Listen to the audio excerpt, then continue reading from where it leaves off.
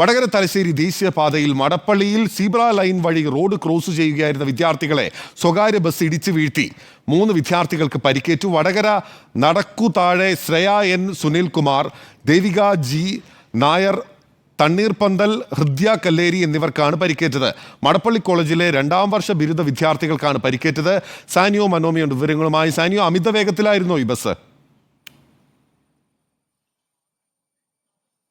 അമിത വേഗത്തിലായിരുന്നു bus എന്നാണ് നാട്ടുകാർ പറയുന്നത്. ബിനിൽ, വടകര തലശ്ശേരി ദേശീയപാതയിൽ മടപ്പള്ളിക്ക് സമീപമുള്ള സീബ്ര ലൈൻ, അതായത് കോളേജിന് മുൻപിലുള്ള സീബ്ര ലൈൻ മുറിച്ചു കടക്കവെയാണ് ഈ 3 വിദ്യാർത്ഥിനികളെ ബസ് ഇടിച്ചിടുന്ന സാഹചര്യം ഉണ്ടായത്. പിന്നീട് ഈ ബസ്സിലെ ഡ്രൈവറും കണ്ടക്ടറും ഇറങ്ങി ഓടി. അതായത് കണ്ണൂർ തൃശ്ശൂർ റോഡിലോടുന്ന അയ്യപ്പൻ എന്നു പേരുള്ള ബസ്സാണ് അപകടമുണ്ടാക്കിയത്. പരിക്കേറ്റ 3 പേരെയും സ്വകാര്യ ആശുപത്രിയിൽ പ്രവേശിപ്പിച്ചു. ആരുടെയും പരിക്ക് ഗുരുതരമല്ല. ബസ് ഇപ്പോൾ ചോമ്പാൽ പോലീസ് കസ്റ്റഡിയിലെടുത്തിട്ടുണ്ട്.